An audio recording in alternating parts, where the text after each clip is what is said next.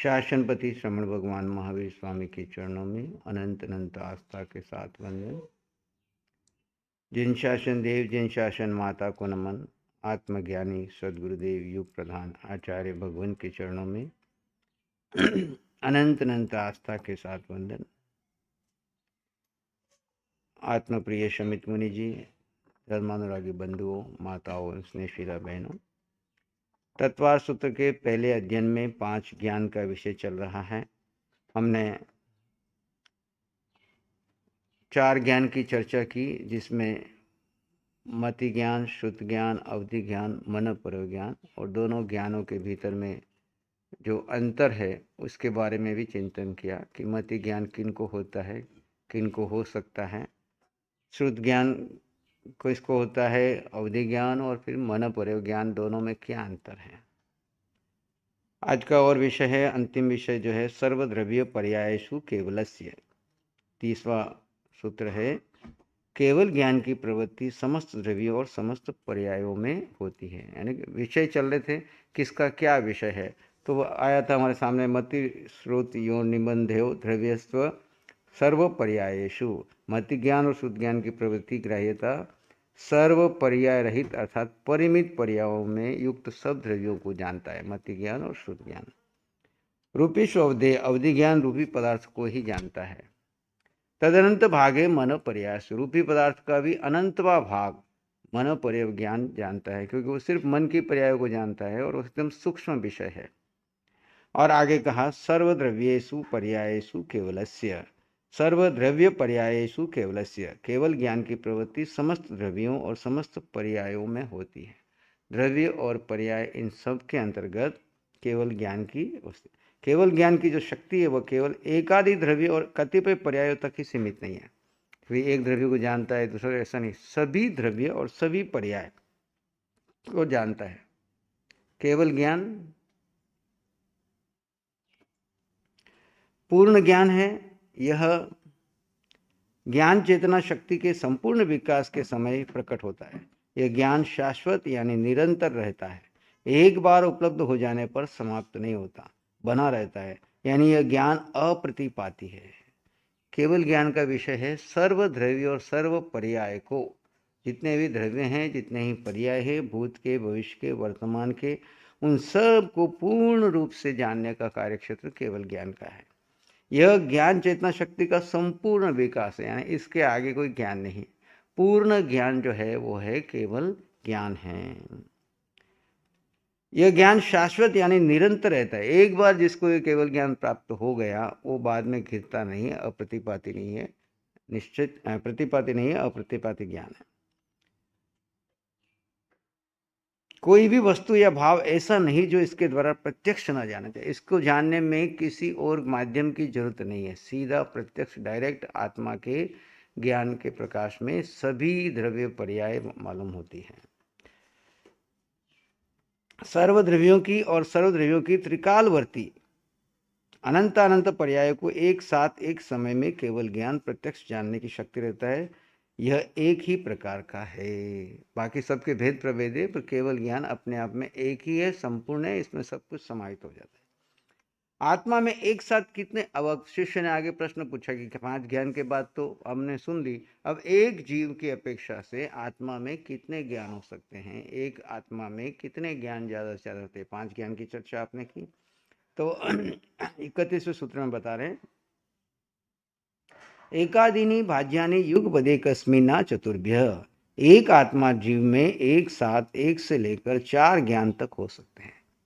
एक आत्मा की अपेक्षा से, एक जीव की अपेक्षा से 1 से लेकर 4 क्रमशः मति ज्ञान, शुद्ध ज्ञान, अवधि ज्ञान और मनोपर्यव ज्ञान, एक आत्मा में 4 ज्ञान एक साथ हो सकते हैं।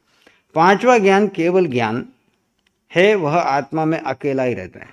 केवल ज्ञान आ जाएगा तो ये 4 ज्ञान की कोई वैल्यू नहीं, ये चारों ज्ञान तिरोहित हो जाएंगे। वो एक, जब वह आत्मा में प्रकट होता है तब चारों ज्ञान जो क्षयक्षमिक है वे नहीं रह सकते, क्योंकि क्षयिक ज्ञान हो गया।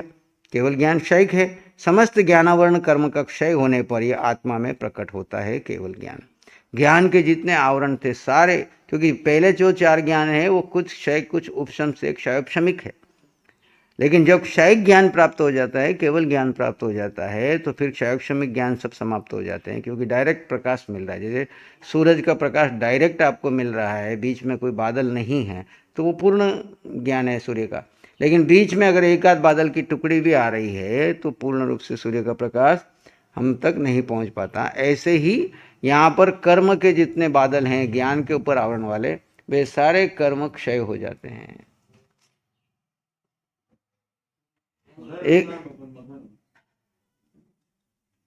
एक बात ध्यान देने योग्य है कि 2 मति ज्ञान, श्रुत ज्ञान, 3 मति श्रुत अवधि और चारों ज्ञानों में मति श्रुत अवधि मन प्रयोग ज्ञान को एक साथ प्रवृत्ति की अपेक्षा से नहीं, शक्ति की अपेक्षा से संभव कहा गया है। एक बात ध्यान देने योग्य है कि 2 मति ज्ञान, श्रुत ज्ञान, 3 मति ज्ञान, श्रुत ज्ञान और अवधि ज्ञान, और 4 ज्ञान मति श्रुत अवधि और मन पर्याय को एक साथ प्रवृत्ति की अपेक्षा से नहीं, शक्ति की अपेक्षा से संभव कहा गया है। कि चारों ज्ञान एक साथ प्रवृत्ति में नहीं आएंगे, लेकिन शक्ति रूप में हमारे पास 4 ज्ञान की क्षमता है। यानी जब मति ज्ञान का उपयोग कर रहा है तो श्रुत ज्ञान नहीं करेगा, श्रुत ज्ञान का उपयोग कर रहा है तो अवधि नहीं, अवधि कर रहा है तो मन। लेकिन सत्ता में हमारे पास सारे हैं, जब जिसकी जरूरत पड़ेगी हम उसका उपयोग कर सकते हैं। प्रवृत्ति की अपेक्षा से नहीं, शक्ति की अपेक्षा से संभव कहा गया है। ये चारों ज्ञान अपूर्ण अवस्था वाले होने से एक साथ हो सकते हैं। अपूर्ण यानी जिसको पूर्ण ज्ञान नहीं हुआ उसको ये एक साथ 4 ज्ञान हो सकते हैं। केवल ज्ञान एक ऐसा ज्ञान है जो पूर्ण अवस्था वाला है, अस्तु इस ज्ञान का अन्य किसी ज्ञान के साथ होना संभव नहीं है। नोट, केवल ज्ञान आत्मा का संपूर्ण ज्ञान है और मति आदि चारों ज्ञान इस संपूर्ण ज्ञान के अंश मात्र है। केवल ज्ञान पूर्ण ज्ञान है और ये इसके अंश मात्र है, मति आदि। केवल ज्ञान में चारों ज्ञान जिस प्रकार महासागर में नदियां विलीन हो जाती है, महासागर में आकर के सारी नदियां विलीन हो जाती है, नदियों का अलग अस्तित्व कहीं दिखता है क्या? विलीन हो गई। ऐसे ही ये सब चारों ज्ञान केवल ज्ञान में विलीन हो जाते हैं। केवल ज्ञान आ गया तो बाकी इनका कोई अस्तित्व नहीं रहता। समुद्र का अस्तित्व हो गया तो फिर नदियों का, नालों का कोई अस्तित्व उस समुद्र के बीच में नहीं रहता। एक जीव के एक साथ कितने ज्ञान हो सकते हैं? तो एक ज्ञान है तो केवल ज्ञान, 2 ज्ञान है तो मति ज्ञान और श्रुत ज्ञान, 3 ज्ञान है तो मति ज्ञान, श्रुत ज्ञान और अवधि ज्ञान, और दूसरी अपेक्षा से 3 ज्ञान जिसको अवधि ज्ञान नहीं है लेकिन मन प्रयोग ज्ञान है, तो मति ज्ञान, श्रुत ज्ञान और मन प्रयोग ज्ञान। मन प्रयोग ज्ञान और मति ज्ञान, श्रुत ज्ञान और अवधि मन प्रयोग ज्ञान, ये चारों ज्ञान एक साथ भी हो सकते हैं। और मन प्रयोग ज्ञान किसको होता है तो आगे उसकी चर्चा आएगी। मन प्रयोग ज्ञान का, मन प्रयोग ज्ञान जो है वो केवल मुनिराज को ही होता है। केवल उसी भव में मोक्ष जाने वाले अवधि जो तीर्थंकर भगवान हैं, दीक्षा लेते ही उनको होता है, और जो सम्यक दृष्टि मुनिराज हैं, आत्मार्थी मुनिराज हैं, उनको ये मन प्रयोग ज्ञान होता है। बाकी सामान्य व्यक्ति को मन प्रयोग ज्ञान नहीं होता है। लेकिन अवधि ज्ञान तो सबको हो सकता है। बहु प्रत्यय की अपेक्षा से नारकी को भी होता है, देवता को भी होता है, और मनुष्य तिर्यंश को भी क्षयक्षम की दृष्टि से, साधना की दृष्टि से अवधि ज्ञान हो सकता है। लेकिन मन प्रयोग ज्ञान केवल सम्यक दृष्टि मुनिराज, 6ठे 7वें गुण स्थान वाले जो हैं उन्हीं को होता है। मति श्रुतावधयो विपर्यश्च, मति श्रुत और अवधि ज्ञान ये तीनों विपर्य यानी विपरीत अर्थात अज्ञान रूप भी होते हैं। ये तीनों ज्ञान विपरीत अर्थात अज्ञान रूप भी होते हैं। यहाँ विपरीत यानी उल्टा का तात्पर्य मिथ्या ज्ञान से है। जिसकी दृष्टि मिथ्या होगी उसका ज्ञान भी क्या होगा? मिथ्या होगा। च शब्द से इस सूत्र में प्रयुक्त है कि समुच्चयवादी, अतः मति श्रुत और अवधि ज्ञान सच्चे भी होते हैं और मिथ्या भी होते हैं। इस सूत्र में मति श्रुत अवधि इन तीनों ज्ञानों को विपर्य विपरीत कहने का हेतु आध्यात्मिक है, लौकिक नहीं, क्योंकि ऐसा ज्ञान आत्मशुद्धि एवं मोक्ष प्राप्ति में बाधक होते हैं। जो विपरीत ज्ञान जो है लौकिक दृष्टि से विपरीत नहीं है, आध्यात्मिक दृष्टि से, क्योंकि ये विपरीत ज्ञान है। आचार्य कहते हैं ये 3 ज्ञान मिथ्या दृष्टि के भी होते हैं। मिथ्या दृष्टि कौन? जो विभाव में जी रहा है, जो अपने को देह मान के रखा है, मैं देह हूँ, ये जो मानता है वो कौन है? मिथ्या दृष्टि है। तो उसको भी मति ज्ञान होता है, उसको भी श्रुत ज्ञान होता है और उसको भी अवधि ज्ञान है। जैसे कड़वी तुम्बी में रखा हुआ दूध, उदाहरण दिया शास्त्रकार ने, तुम्बी होती है जैसे लौकी का घोल वाला, उसमें से अंदर का माल निकाल दो तो वो एक पात्र बन जाता है। साधु संत उसको भिक्षा के लिए भी यूज करते हैं, कमंडलू के रूप में बना लेते हैं। ठीक है, अगर वो कड़वा है तुम्बी और उसके अंदर शुद्ध दूध डाल दिया तो क्या हो जाएगा, दूध भी। ऐसे ही जिसकी दृष्टि मिथ्या है उसको ये शास्त्र का ज्ञान भी दे दिया तो वो क्या करेगा, उस ज्ञान को भी, जैसे दूध कड़वा कर दिया ऐसे उस ज्ञान को भी मिथ्या ज्ञान बना करके, उस शास्त्र को शस्त्र बना करके अध्यात्म के ऊंचे पे जाने के बजाय अपना ही नुकसान कर देता है। इसलिए अपात्र को ज्ञान नहीं देना चाहिए। इसकी अपेक्षा क्या है, मिथ्या दृष्टि की अपेक्षा से। वैसे ही जिस आत्मा के मिथ्या दर्शन का उदय है उस आत्मा के ज्ञान मिथ्या होते हैं, लेकिन जैसे सम्यक दृष्टि मिथ्या मति ज्ञान, श्रुत ज्ञान, अवधि ज्ञान के द्वारा पदार्थों को जानता है, उपदेश देता है, निश्चय करता है, उसी प्रकार मिथ्या दृष्टि कुमति ज्ञान, कुश्रुत ज्ञान, कुअवधि ज्ञान के द्वारा पदार्थों को जानता है, उपदेश देता है, निश्चय करता है। इस तरह जब मिथ्या दृष्टि के रूप में आदि विषयों को ग्रहण करने से कोई विपरीतता नहीं देखी जाती, तब उसके ज्ञान में मिथ्या क्यों कहा जाता है, यह प्रश्न मन में उभर सकता है। इस संदर्भ में अगले सूत्र का इस प्रश्न का शंका का निराकरण किया है कि मन में भी दिख तो वैसे ही रहा है, फिर इसको क्यों कहा। तो 3 मिथ्या ज्ञान कौन से हैं, तो आगे 33वें सूत्र में बताया, सद असद तोर विशेषाद यदृक्षोपलब्धेरुन्मत्तवत्, उन्मत्त की तरह सत असत के विवेक से शून्य। उन्मत्त यानी क्या, उन्मत्त एक व्यक्ति जो पागल हो गया है, इसकी बुद्धि भ्रष्ट हो गई है, पागल जैसा कर रहा है, उन्मत्त, उन्माद, जैसे शराब पिला दी किसी को तो वो उस समय उन्माद में है। उन्मत्त व्यक्ति को अभी सत्य असत का विवेक नहीं है, सत्य क्या है और असत्य क्या है उसको कुछ विवेक नहीं है, उसको सब एक जैसा ही दिख रहा है। शून्य यदृच्छोपलब्ध, विचार शून्य उपलब्धि, जब जैसा मन में विचार आया उसी अनुसार ज्ञान को मिथ्या ज्ञान अज्ञान कहा है। इस सूत्र में 2 शब्द है, एक सत अर्थात विद्यमान यानी अच्छा और दूसरा असत अर्थात अविद्यमान यानी बुरा। मिथ्या दृष्टि जीव सत्य और असत्य के भेद को नहीं जानता, सत्य क्या है असत्य क्या है ये भेद को वो जानता ही नहीं। जैसे उन्मत्त मनुष्य भी सोने को सोना और लोहे को लोहा जानकर कभी यथार्थ ज्ञान प्राप्त कर लेता है, पर उन्माद के कारण वह सत्य असत्य का अंतर जानने में असमर्थ होता है। इसलिए उसका सच्चा झूठा संपूर्ण ज्ञान विचार शून्य या अज्ञान ही कहलाता है। जो आत्मा संसाराभिमुख है उसका ज्ञान कितना भी ही अधिक हो, पर आत्मा के विषय में अंधेरा होने के कारण उसका संपूर्ण लौकिक ज्ञान आध्यात्मिक दृष्टि से अज्ञान है।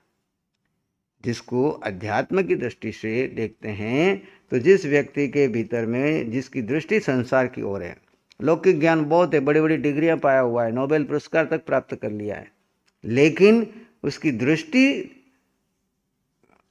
आत्मा की ओर विमुख नहीं होने से संसार की ओर विमुख है। इस कारण लौकिक ज्ञान का आध्यात्मिक दृष्टि से अज्ञान ही है। तभी तो नोबेल पुरस्कार लिए हुए भी लोग सुसाइड कर जाते हैं, उनको पता ही नहीं, बोध ही नहीं जीव का क्या स्वरूप है, क्या है, जरा सी समस्या ही परेशान हुए सुसाइड हो गए।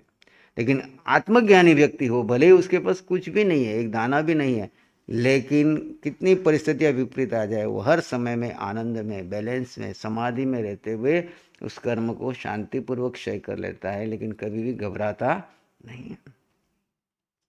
वास्तव में मिथ्यादृष्टि जीवों को मिथ्यात्व का उदय होने से यथार्थ वस्तु स्वरूप का ज्ञान नहीं होता, इसी को इसका ज्ञान मिथ्या ज्ञान माना जाता है। मिथ्यात्व यानी विपरीतता के हेतु सत्य असत्य का विवेक का अभाव। इसीलिए तो 13वें बोल में कहा ना, जीव को अजीव कहे तो मिथ्यात्व, अजीव को जीव कहे तो मिथ्या, सत्य को असत्य कहे तो मिथ्यात्व, असत्य को सत्य कहे तो मत के समान उल्टा सीधा अपनी इच्छा से वस्तु को जानना देखना समझता है, उसी के अनुसार तदनुसार उसकी धारणा का विश्वास बना लेता है। अब आगे इसके बारे में बताया है नय के भेद। पहले बीच में सूत्र आया था प्रमाण नयर दिघमा, इसी अध्ययन में प्रमाण और नय से जाना जाता है।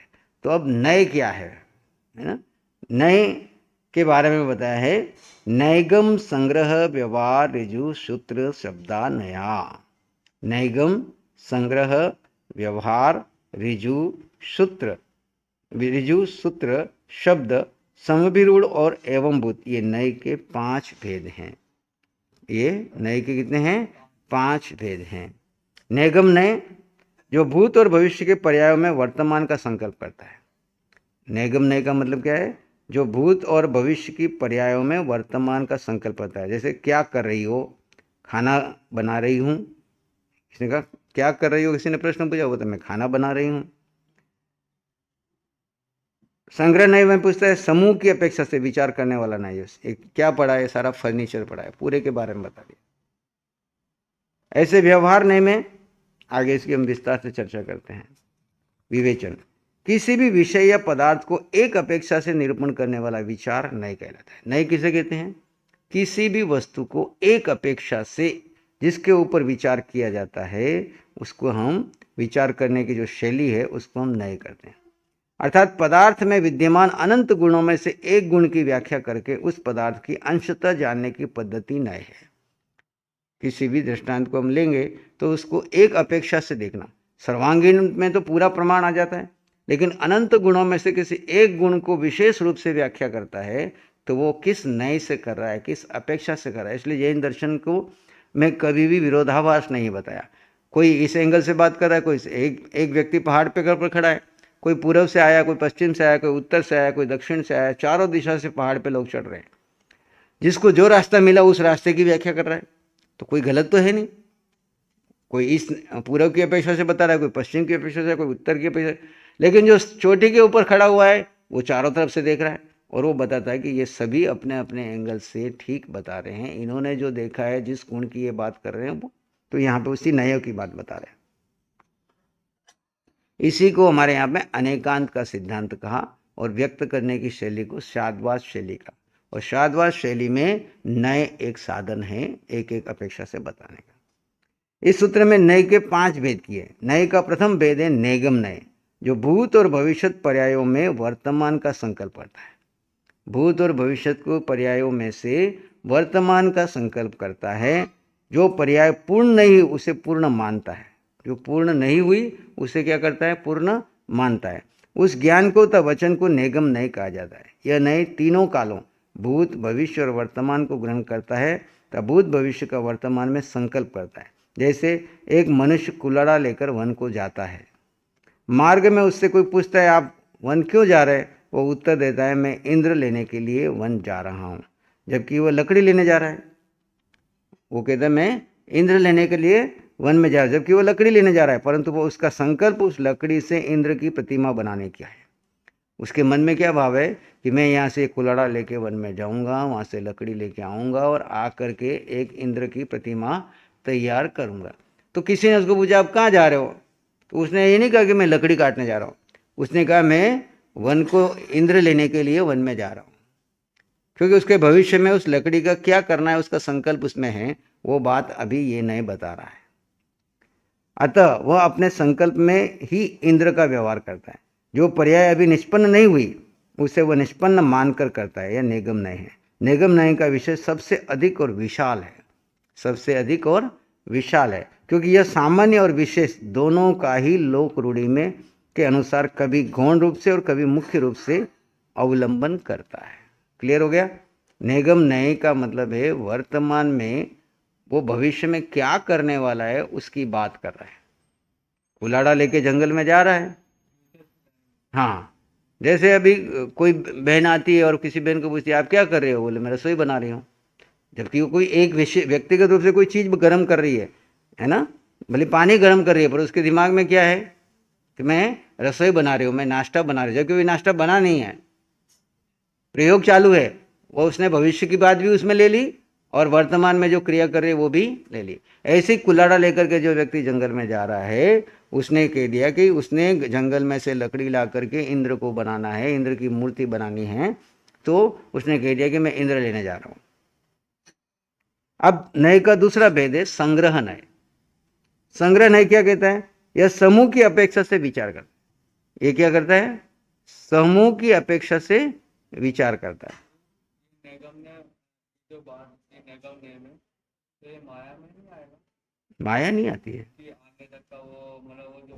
ये व्यवहार रूप में भाषा बताती है ना कि मैं इंद्र लेने जा रहा हूँ, मैं लकड़ी लाऊंगा और फिर इंद्र को प्रतिमा बनाऊंगा। आगे आएंगे, सभी नए आएंगे, सारे नए समझने के बाद सारे प्रश्न पूछना। एक नए का दूसरा भेद है संग्रह नय। इसी नए में संग्रह नय, यह समूह की अपेक्षा से विचार करता है, पूरे ग्रुप की, अपनी अपनी जाति के अनुसार वस्तुओं का या उनकी पर्यायों का एक रूप में संग्रह करने वाले ज्ञान को, वचन को संग्रह नय कहते हैं। जैसे संग्रह नय के अनुसार जीव कहने से सब जीवों को ग्रहण होता है, पुद्गल कहने से सब पुद्गलों को ग्रहण करता है। यहाँ पे दृष्टांत बताया कि जैसे कमरे में अनेक तरह का फर्नीचर पड़ा है, तो पूछे ये क्या है, तो क्या बोलते ये फर्नीचर है। अब है कोई टेबल है, कोई कुर्सी है, कोई अलमारी है, सबको क्या बोल दिया, ये फर्नीचर है। ये कौन सा नय है, संग्रह नय की अपेक्षा, समूह की अपेक्षा से। नय का तीसरा भेद है व्यवहार नय। यह नय संग्रह नय के कथन के भेद प्रभेद करता, यानी संग्रह नय से ग्रहण किए हुए पदार्थों को विधि पूर्वक भेद प्रभेद करना व्यवहार है। जैसे द्रव्य कहने से काम नहीं चलता, तो व्यवहार नय की अपेक्षा से व्यवहार नय की आवश्यकता होती है। व्यवहार से द्रव्य के दो भेद है, एक जीव द्रव्य, एक अजीव द्रव्य। अब सामान्य रूप से कह दिया हमने द्रव्य है, पर अब समझ में नहीं आ रही बात, तो व्यवहार नय में उसको दो भेद कर दिए, जीव के द्रव्य के दो भेद, एक जीव द्रव्य और एक अजीव द्रव्य। अकेले जीव द्रव्य या अजीव द्रव्य कहने से बात नहीं बनती, अतः जीव द्रव्य के दो भेद, जीव द्रव्य के वापस दो भेद, कौन से, जीव के दो भेद, संसारी और मुक्त। संसारी के भी देव, मनुष्य, तिरंच आदि की अपेक्षा से भेद संसारी जीव में भी। अजीव द्रव्य के पुद्गल, धर्म, अधर्म आदि 5 भेद। पुद्गल के भी 2 भेद, अणु और स्कंद। इस प्रकार व्यवहार नय तब तक भेद करता जाता है जब तक भेद हो सकते हैं। उसकी एक एक चीज को जितने टुकड़े टुकड़े हो सकते हैं वहां तक जाता है, उसका नाम क्या है, व्यवहार नय। केवल सामान्य लक्ष्य होने से संग्रह का विषय नेगम से कम है। केवल सामान्य लक्ष्य होने से नेगम की अपेक्षा से संग्रह का विषय कम है, और व्यवहार नय का विषय तो संग्रह से भी कम है, क्योंकि वह संग्रह द्वारा संकलित विषय का ही मुख्य मुख्य विशेषताओं के आधार पर पृथक्करण करता जाता है, अतः वह केवल विशेष काम ही है। अब तीनों में भेद कर दिया। पहला है संग्रह नय, संग्रह नय से सूक्ष्म है, हाँ नेगम नय, नेगम नय से सूक्ष्म है संग्रह नय, संग्रह नय से सूक्ष्म है व्यवहार नय, क्योंकि वो एक एक के भेद प्रभेद करते हुए उसका स्पेशलिटी बता रहा है। नय का चौथा भेद है ऋजु सूत्र। भूत और भविष्य की पर्यायों को गौण रखता है, केवल वर्तमान पर्याय को ही ग्रहण करता है।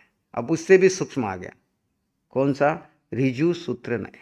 ऋजु सूत्र नय ये क्या करता है, न भूत न भविष्य, वर्तमान में क्या क्रिया चल रही है, वर्तमान में आप कहाँ हो, वर्तमान समय में क्या चल रहा है, उसके बारे में बात करेगा।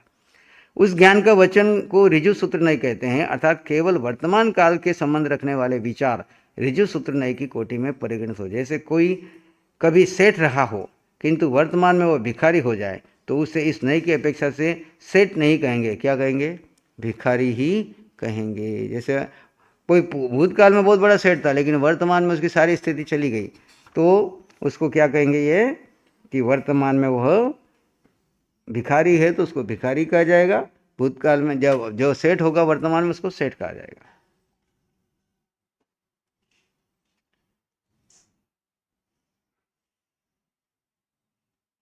जैसे नय का 5वां भेद है शब्द नय। शब्द नय, ऋजु सूत्र नय वर्तमान की अपेक्षा से, अब आया शब्द नय। व्याकरण संबंधी लिंग, वचन, काल, संख्या, साधन आदि के दोषों को दूर करने वाले ज्ञान और वचन को शब्द नय कहा जाता है। भिन्न भिन्न लिंग वाले शब्दों का एक ही वाच्य मानना लिंग दोष है। जैसे वीणा और वाद्य का एक ही वाच्य मानना आदि। विभिन्न वचनों से प्रयुक्त होने वाले शब्दों को एक ही वाच्य मानना वचन दोष है। इसी तरह मध्यम पुरुष का कथन उत्तम पुरुष की क्रिया द्वारा करना पुरुष दोष है। इस तरह दोष का शब्द नय की दृष्टि से उचित नहीं है। जैसा शब्द कहता है वैसा ही अर्थ में भेद मानना इस नय का विषय है। शब्द की अपेक्षा से है, जैसे हम भाषा लिख रहे हैं तो कहाँ पे क्या भाषा का कौन सा शब्द चाहिए, कौन सा लिंग चाहिए, जहाँ स्त्रीलिंग चाहिए वहाँ पुल्लिंग लगा दें, या पुल्लिंग चाहिए वहाँ स्त्रीलिंग लगा देंगे तो क्या होगा, दोष आ जाएगा। तो यहाँ पे ऋजु सूत्र में तो वर्तमान की बात की, या उससे भी सूक्ष्म जाकर के शब्द की अभिव्यक्ति करते समय जिस लिंग की, जिस शब्द की बात कर रहे हैं उसके साथ क्या जुड़ेगा वही शब्द लगेगा। आगे इसको और खोल रहे हैं।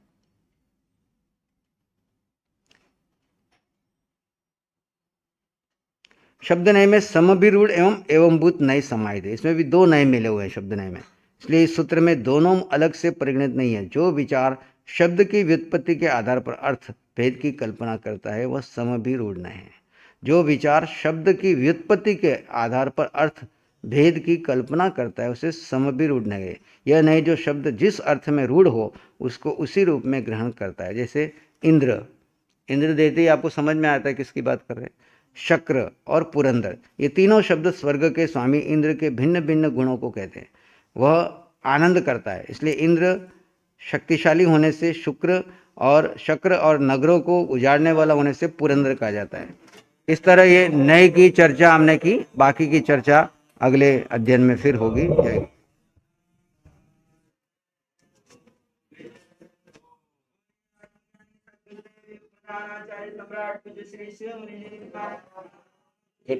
एक सूत्र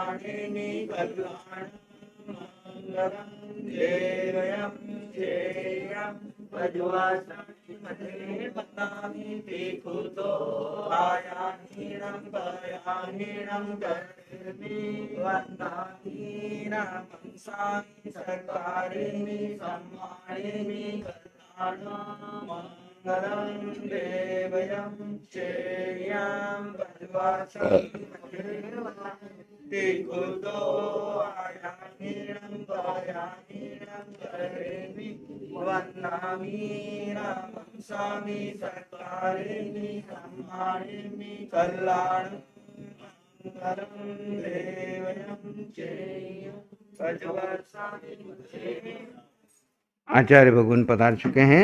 एक सूत्र की चर्चा और करके हम इस अध्ययन को पूर्ण करेंगे। शब्द नय की बात चल रही थी जिसमें इंद्र के जो चर्चा चली, एवं भूत नय में यह नय केवल वर्तमान काल की क्रिया को ही ग्रहण करता है। जैसे इंद्र को तभी इंद्र कहना जब वो ऐश्वर्य सहित हो, वज्रपाणी तभी कहना जब उसके हाथ में वज्र हो। यह नय पर्यायवाची शब्दों में भी भेद करके मुख्यवाची शब्द को ग्रहण करता है। अब इसी प्रकार इसमें अगले सूत्र में कहा कि ये आद्य शब्दों द्वित्रि भेदो, आद्य अर्थात प्रथम निगम नय के दो और शब्द नय के तीन भेद हैं। निगम नय के दो भेदों में प्रभेदित एक देश परिक्षेपी जिसे देशग्राही निगम नय कहते हैं और दूसरा सर्व परिक्षेपी जिसे सर्वग्राही निगम नय कहते हैं।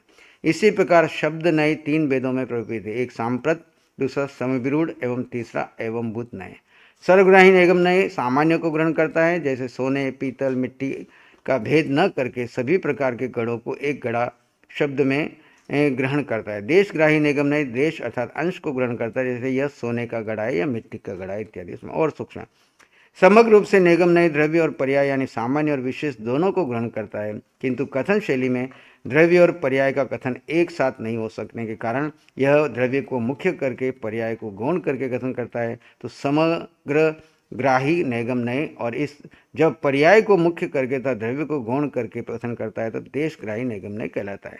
शब्द नय के तीन भेदों में सांप्रत शब्द अधिक प्रचलित नहीं है, सामान्य शब्द ही प्रचलित है। शेष समविरूढ़ एवं भूत नय की चर्चा पिछले सूत्र संख्या 34 में की जा चुकी है।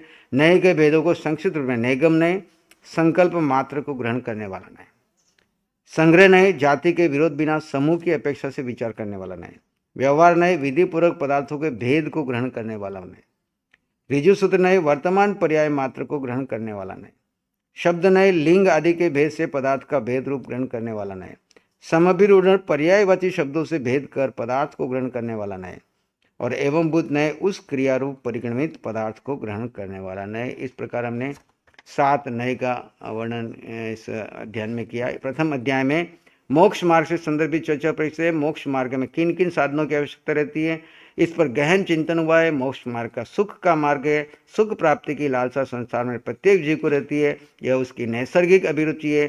सुख आदि भौतिक साधनों को में तलाशा जाता है, संसार का संवर्धन होता है। ऐसा सुख अभिलाषी बार बार जन्म लेता है, बार बार मरण को प्राप्त करता हुआ दुख संक्लेश परिणामों से जीता है। क्योंकि सुख यह सुख भौतिक है, जिसमें कषाय, प्रमाद, मिथ्यात्वादि की सन्निधि रहती है, जो अगाध दुख के कारण है। इसलिए जो जागरूक, ज्ञानवंत और सम्यक दृष्टि जीव है, वह भौतिक सुख सुविधाओं की अपेक्षा आध्यात्मिक सुख यानी मोक्ष सुख की ओर सदा प्रवृत्ति रहता है। इसके लिए ज्ञान आदि गुणों को सम्यक बनाने में सतत प्रयत्न करता है।